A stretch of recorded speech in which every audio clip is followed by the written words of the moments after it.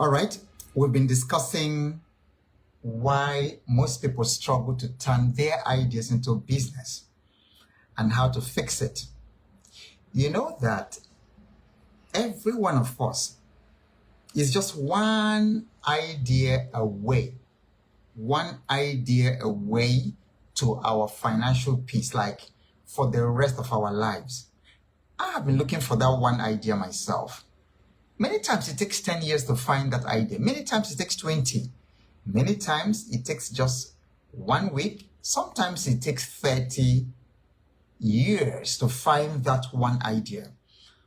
Oh my goodness, when you find that idea, the 30 years that you spent looking for it will be worth it. I have a friend who found that his one idea, and it was in solid minerals. That's what he does now. He's in his late 50s and he is doing extremely well. Just one idea. How many of you know the Swedish bitters? That is one product you don't see advertised in the pages of newspaper. But Swedish bitters have done extremely well. I don't know whether it's a family or a group of families that started the Swedish bitters. It's a kind of ancient tradition. But I think a family in the 1930s or 1920s, thereabout, brought out this recipe, and then Swedish bitters is worth billions of dollars every single year. In Canada, people are taking it. In America, people are taking it. Here in Nigeria, you hardly see it. They have one obscure office in Surulere, in Lagos, very obscure.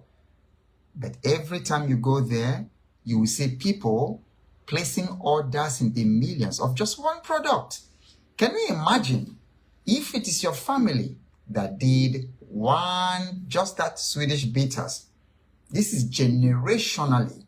You're generationally sorted out. So the question is, what is that one idea that can take care of you and then the next 50 generations? Type that thing, type it in the question. What is that one idea? Type it in the comment section, all of you, every one of you on Facebook and TikTok, and then those of you watching the replay on YouTube. This is a coaching session, so you need to do the things I tell you to do so that we can flow. All right, so the question is, what is that one idea that can take care of you and your family for the next 50 generations? That is the way to think. And when you think that way, you are not going to be a victim of destruction. Like if many of you followed my social activities today, I was talking about the political distractions in Nigeria, even in the United States. So many political happenings, and people are so invested in things that's not their business. In things that are not their business. They are invested in what is happening in River State, what is happening with Tinubu. That's for Nigerians, I beg your pardon. Nigerians will understand, not Nigerians in the stream. Yeah, it's the same thing in your country. It's the same thing. There are all kinds of politicians, all kinds of new Senate president is sleeping with another person. Stupid distractions that mean nothing to your destiny. But can you imagine what would happen if you invest the time you take following all those stupid news, emergency something, new military administrator, pipelines being blown up? They will always blow up pipelines.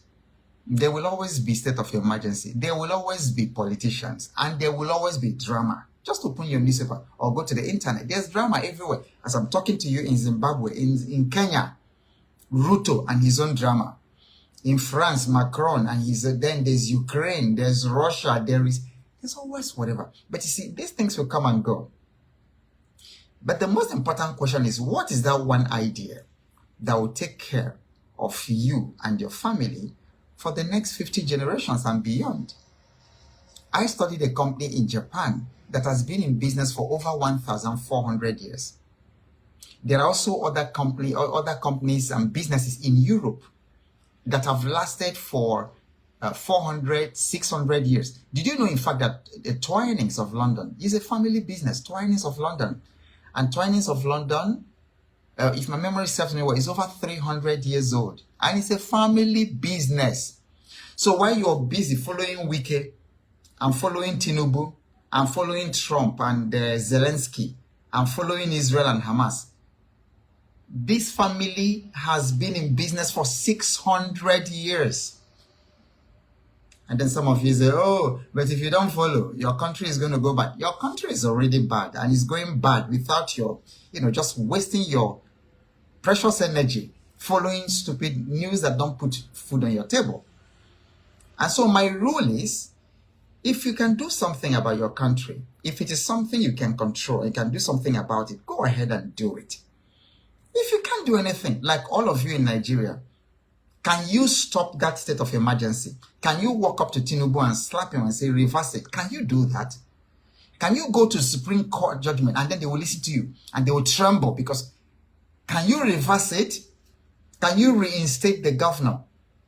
Yeah, if you can't, then what in the world are you spending precious energy that is limited and your time, wasting your life on things that do not concern you? But if you can do something about it, then go ahead and do it instead of talking about it on social media or just following it. Every single development, every single public current affair, you know about it, but you are poor. You are poor. You haven't paid rent. You are not financially free. And you are following politicians, following their dramas. Meanwhile, their own children are all abroad. They have houses in London, in US, in Germany, different places. You are here. You don't have your own house. You're struggling for rent. You don't have transport money. And you are killing yourself on this. And then when I talk about it, you come to attack me. Oh, you're selfish. You're not unpatriotic. You're not patriotic. Oh yeah, be patriotic. Be patriotic. And then hunger will teach you and your family and your generations after you will teach you patriotism. Hunger will teach you. So your question is, what is that one idea? Type it. I haven't seen it in the comment section. Type it. What is that one idea that can take care of you and your family for the rest of your lives? Find the idea, then work on it. Twinings of London, over 300 years. It's a family business. Stella Artois of Belgium, the beer. They are over 650 years that they have been in business. Mercedes-Benz, since late 1800s. They've been in business. Ford has been in business. And you, your own, is Wike, Tinubu, Trump, Ruto. Every single day. And then at the end of it, what? At the end of it, what? Okay, you know everything happening. At the end of it, what? Okay, that's the question. All right, so what one idea will take care of you and your family for the next 10, 20, 50 generations? That's what I want to focus on. Politicians will come and go. Empires will come and go. But I will still be here. My family will still be here. My generations will still be here. So which one is more important to me? Follow all that drama, or focus on what's going to serve me generations after. All right. So we have been on the series on how why most people struggle to turn their ideas into a business. And of course, one of them I just talked about is just distraction, unnecessary distraction. Focusing on other people's business and not minding your own business. Focusing on other people's drama, not minding your own drama. For some of you, it's Netflix. For some of you, it's European football. Messi, Cristiano Ronaldo, you know everything about those people. Neymar Jr., you know everybody. You know how much their clubs paid for them. But you're just a spectator. They don't know who you are, and you're not earning one single cent, $1 out of it. Minding other people's business, not minding your own. Then at the end of a month, you'll be looking around for who you are going to call to borrow money from. Is that wise? Type in the comment section if you're listening to me. Is that wise? So why is it that when I say something that simple, it's so difficult for people just become all emotional and incensed and start, throwing all kinds of tantrums. Anyway, so there are 5 major reasons people struggle to turn their ideas into a business. The first one is fear and self-doubt. People are asking, what if I fail? So they are afraid. And so you have been working in that company. When you started, you said, I'll just work in this company for 2 years and I'll save up some money and I'll start this particular business. You have been in this same company for 12 years right now.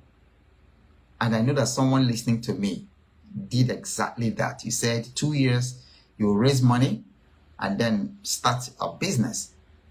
This is your year number 12. Before you joined, you weren't married. Now you're married.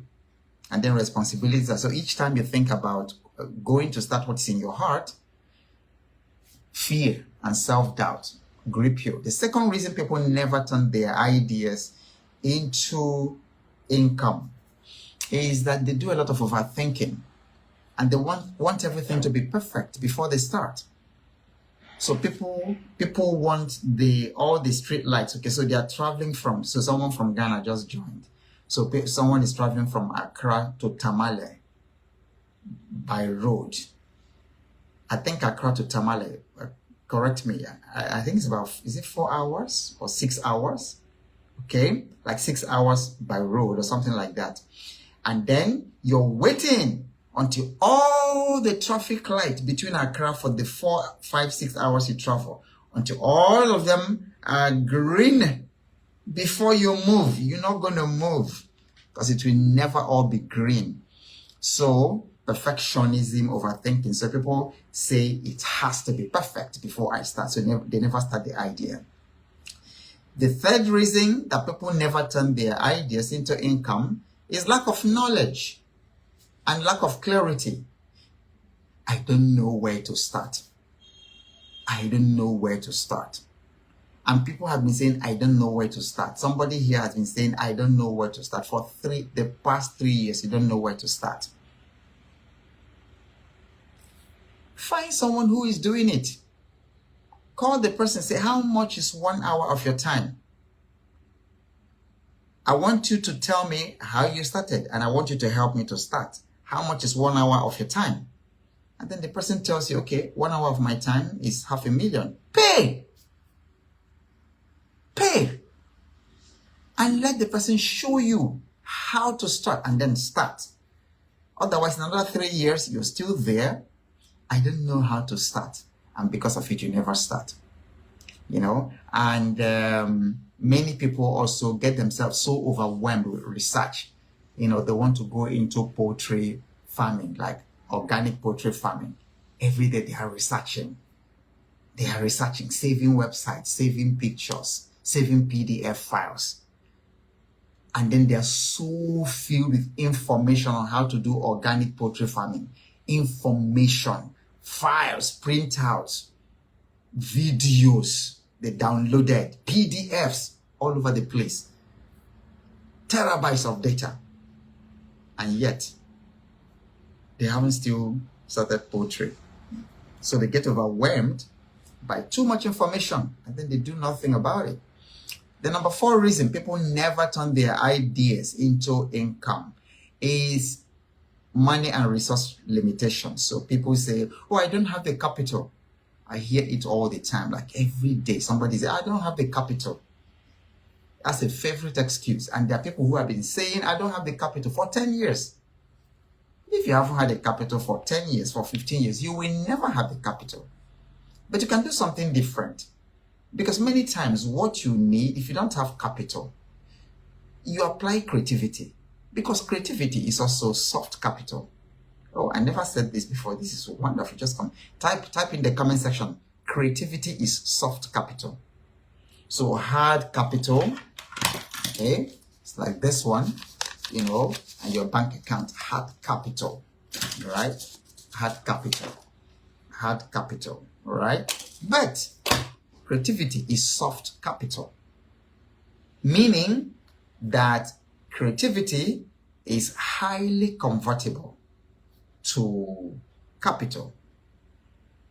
My mentor said to me, if you want to start a business, if you have money, if you have capital, buy and sell. If you don't have capital, sell and buy. And that involves some creativity, okay? And then finally, the wrong environment. So people say, okay, no support, there's no motivation. I saw a video clip of a young man today, young Nigerian in Equatorial Guinea. And he told the reporter, the journalist, or the person interviewing him, that Equatorial Guinea has changed his life. That over there, the same hustling he was doing in Nigeria and not making cash, he's doing it in Equatorial Guinea and he's making a lot of money. So sometimes it might involve implementing your idea, might involve moving. It might involve trying a different environment. Why must everybody die in Lagos? Lagos, Lagos, Lagos, every day. Meanwhile, if you put 10% of that effort in Lagos, maybe in this city, or maybe in your village, like I am in the countryside right now. I don't live in Lagos, I don't live in the city. And there's nothing that you do in the city that I can't do from where I am. I'm talking to you. You don't even know where I'm talking to you from. Very, very, like countryside. So sometimes people give themselves the excuse that they're in the wrong environment. Change it. Move from Lagos. In Lagos alone, even all your hustling in the year, everything you hustle in the year can go into house rent only.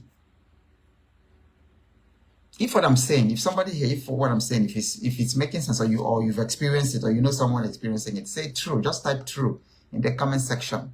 You can hustle all you want in Lagos and then make a big income, and it only takes care of your maybe accommodation. You pay the landlord every single thing, then you start hustling again. And so people basically hustle in Lagos for housing and for rent, and for transport, and maybe food. So you find people who have hustled in Lagos. It's probably the same thing in Nairobi, probably the same thing in Accra. The hustle and hustle, at the end of a year is gone. Then they start all over again. You can change location. You can try a different place. Things are no longer as bad as they used to be in those days, where it's only in the city that you have access to the market. Because everybody goes to Lagos because they say that's where the market is, because the population is there. But do you know how many people are exploiting the Lagos market from the rural areas? Because now there's internet. Now there are logistics companies all over the place. So people are making a whole lot of money from Jos, and they're making most of their income from Lagos, from people in Lagos. Because every day they are shipping tomatoes, they are shipping potatoes, they are shipping onions, they are shipping all kinds of fruits and things. Dates, hibiscus for zobo. Name it, people are shipping it. Because how do I know? Because I've also bought from where I am, from Jos. They didn't have to be in Lagos. So some of you have just decided you must die in Lagos. But they are there, they have access to the market in Lagos. From that remote location, they are able to ship physical products. And then if they are coaching or consulting, they are able to use Zoom from those places, because internet is everywhere now. Is someone getting value? Is this making sense? Type value in the comment section. Interact with me. Okay, guys on TikTok, I haven't seen much from you today. Facebook, type it. If you're getting value, say so. And then take this moment to share it. Okay, take a moment. If you think that this is going to help your friends, your network, whatever, cost you nothing. I'm doing it for free. This is what I'm normally paid thousands of dollars by organizations to do for them. You're getting it for free. And don't fall into the temptation of taking what I'm telling you lightly, because you're not paying for it. So share it. That's the least you can do. Share. Take a moment, share it. And then type value in the comment section. Share it so that the algorithm can make it available to more people. All right. So we now started discussing how do you now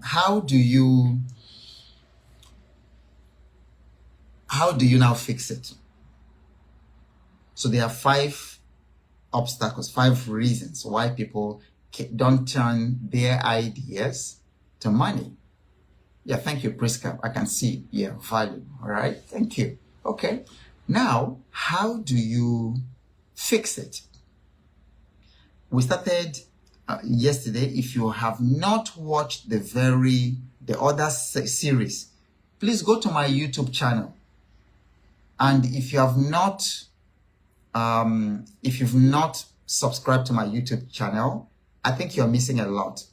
Right now, we have nearly 550 videos like this one. Very practical, not theories, talking real life. Many of them have exercises, coaching exercises. Someone told me the other day he spent 3 months on my YouTube channel, and he said that his income has significantly changed. Because why wouldn't it change? So you go there, you find information, you find guidance on investing in the stock market is there. Starting a business is there. Creating your organizational culture is there. Starting a company, running a business is all there. Making money every day money system, it's all there, free. Okay, so let me share the link as we speak. Let me share the link to my YouTube channel. So you just click there and then subscribe. All right. So if you've not watched the previous episodes, it will help you that you go and watch them so that you can follow up and then do the exercises. So we have done step 1. Today we are going to do step 2. I'm not sure how to share this on TikTok, but I've shared it on Facebook. You just need to click on it. I'm not sure how to share this on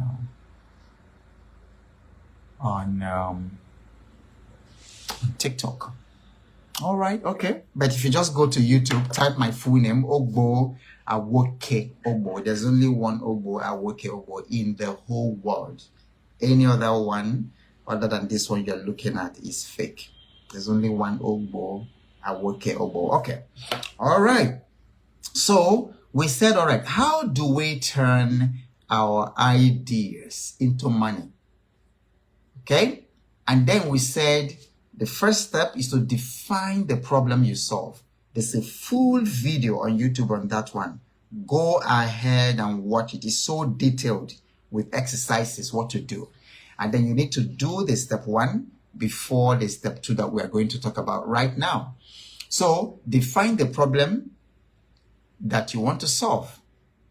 Write down the problem your idea solves, because that is really important. Remember that the wrongest reason to go into business is to make money. If you want to go into business, let not your primary reason be to make money. Your primary reason should be to solve a problem for someone. You know, for someone who will be so grateful that you solve this problem that they will pay you over and over again to solve the same problem for them. Step number 2, which is what we are doing today, is to find and validate your first customer. This is so important. You need to leave everything else you're doing. Oh, logo, should I use color black? Should I use gold? Should I use... People get so caught up in logo, in branding. Why are you talking about branding? Nobody knows you. You haven't even started anything yet. And the market has not, tested you. So you're spending a lot of time, oh, the logo. Who even knows your logo? Who even cares about your logo? People care about the problem you're solving, not their logo, not your logo. That one can come later. So your second step after defining the problem is to find your first customer. The first customer is a miracle. Type it in the comment section. The first customer is a miracle. Everything you need to do to find your first customer, that's what you need to do. Because the first customer validates your business model. that first customer will show, that somebody actually needs your product, needs your solution, and that the market is ready to pay you your money. So how can you find your first customer? So let me give you some suggestions, some ideas. So make a list of people who can pay for your solution. Have a list. And then sometimes, you start with friends. Sometimes you start with family. Sometimes you start with people on your contact, phone contact. Start from somewhere. And then some of you may already have social media accounts, You're on Facebook, you're on TikTok, you're on LinkedIn. Start from there. Make a list of prospects, people who are likely to pay for your solution. And then depending on what your solution is, you might even have a list of 10, 25, 50 people who can buy. You can be the first customer, all right? That's the first step. Then talk to, from your list, talk to these potential customers. Maybe 3 of them. Just find 1, 2, 3 of them. Talk to them, okay, about their struggles with that particular area. So I'll give you an example. I came up with this idea about starting a food business, like a food business with conscience, a food business with trusted sources, because the big problem that I want to solve, which I solve for myself and for my family, because many times the ideas that work best are problems that you have encountered and then solve them. So there's the problem of food poisoning, adulteration of food. They add chemicals to palm oil to make it look redder and more appealing. They add chemicals to fufu. They add detergent to fufu. That's horrible. During the processing, they add all kinds of things to cold fish. Everything is literally adulterated. The poultry that you eat, the fish. I was in a fish pond and I saw the things that human beings shouldn't even consume. They are giving it to the fish. Guess where it will end up? They were giving the fish these noodles, these instant noodles. So you find yourself, who you don't eat these noodles and those chemicals inside them. These things end up in your own system through the fish that you're buying. So I decided, okay, I want to solve this problem. Okay, so I defined the problem. The problem is that our food sources are poisoned. They are contaminated by people who want to make gain, who put profit before people. So I want to solve that problem, to put people before profit by giving people genuine, authentic, organic food. That and that alone, and nothing else. If it finishes, if the one we have finishes, we don't buy from another person to sell. So that's the kind of business. All right. So it was very easy for me because I have a social media account to start talking to people about it. Plus, even before the social media, friends of mine around, I talked with them and they were expressing the same problem. In fact, one woman told me how she bought palm oil that was contaminated by human feces. So I validated that, okay, this is a real problem. And so by the time I now talked about my solution, it was very easy for people to identify with it. Okay? Is this making sense to you? So your very first step, your very next step, after defining the problem you're solving, is to find and validate your first customer, all right? Define who the customer segment is, because you are not going to be selling to everybody. My business, for instance, is not for everybody. 2 kilograms of my fufu is 30K. Is a lot. The 2 kilograms out there, you probably get it for like maybe 8K, maybe 10K. I don't know. But this one is 3 times, 4 times more expensive than what you get there. So it cannot be for everybody. And of course, if you see where I've talked about it, the poor people it is not for will abuse you. Oh, it's so expensive, it's so whatever. But it's not for them. So those things don't touch me because I defined who exactly my customer segment is. And then those ones are quietly reaching out to me, DMing me. So while the poor people are busy, the people who are not my customer segment are busy insulting me. Oh, I want to make too much money. I want to whatever. They are busy doing that. The people I'm targeting are quietly buying. They are quietly sending DMs and then placing their order. So you have to validate your market. And it's important that you look for an audience or a target market that has two qualifications. Number one, they have the ability to pay. Not everybody has the ability to pay 30,500 naira for fufu, for a bag, a 2-kilogram bag of fufu. Not everybody has that ability. And then for some people, that is their monthly salary.